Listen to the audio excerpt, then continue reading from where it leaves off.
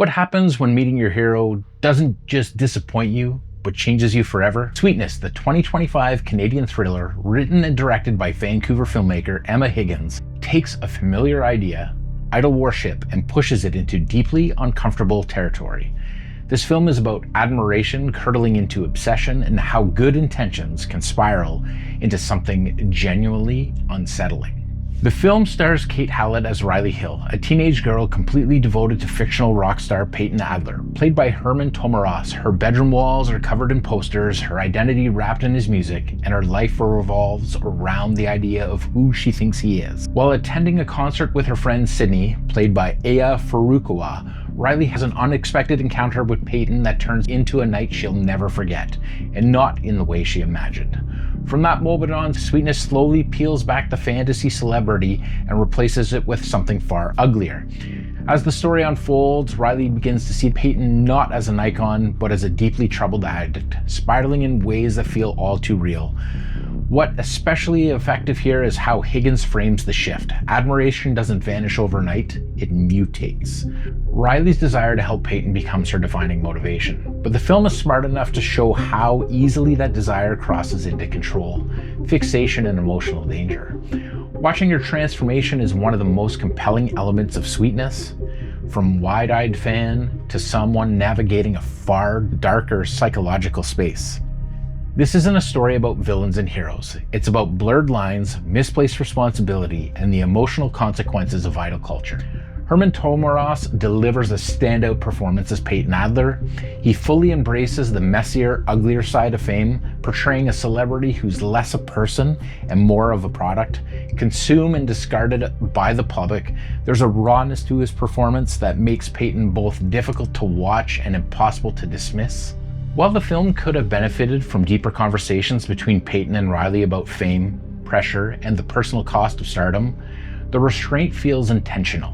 Higgins often lets implication and silence do the heavy lifting, and in many ways makes the discomfort hit harder.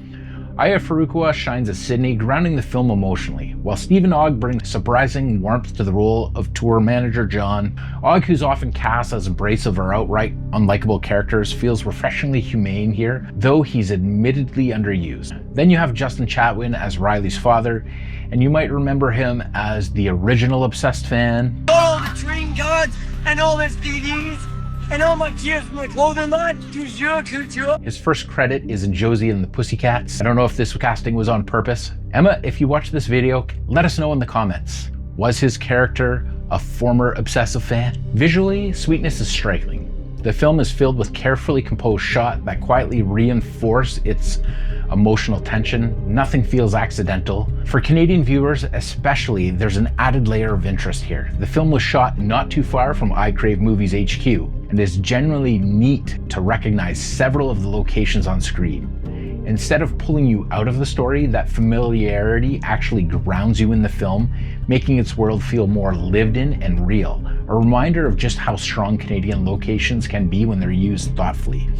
I discussed this in my interview with Emma, which will be posted on the channel soon. That atmosphere is elevated even further by an evocative score that works hand in hand with the cinematography. Together they pull you into the characters' inner worlds and make their choices feel heavier, more personal, and more dangerous. While the situations in Sweetness aren't entirely new, the film approaches them from a fresh and unsettling angle. Strong direction, compelling performances, sharp writing, evocative music, and thoughtful production design give the film a distinct identity of its own. What's notably absent is the clear moral stance. The film doesn't tell you who's right or wrong, and that feels deliberate.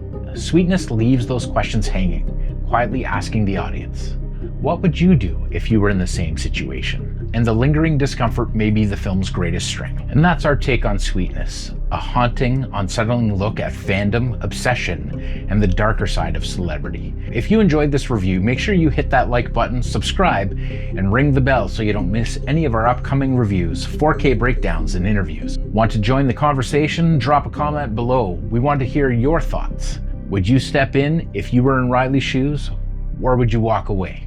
Thanks for watching Crave Movies, where we dig deep into the movies you love and the ones that haunt you long after the credits roll. See you next time.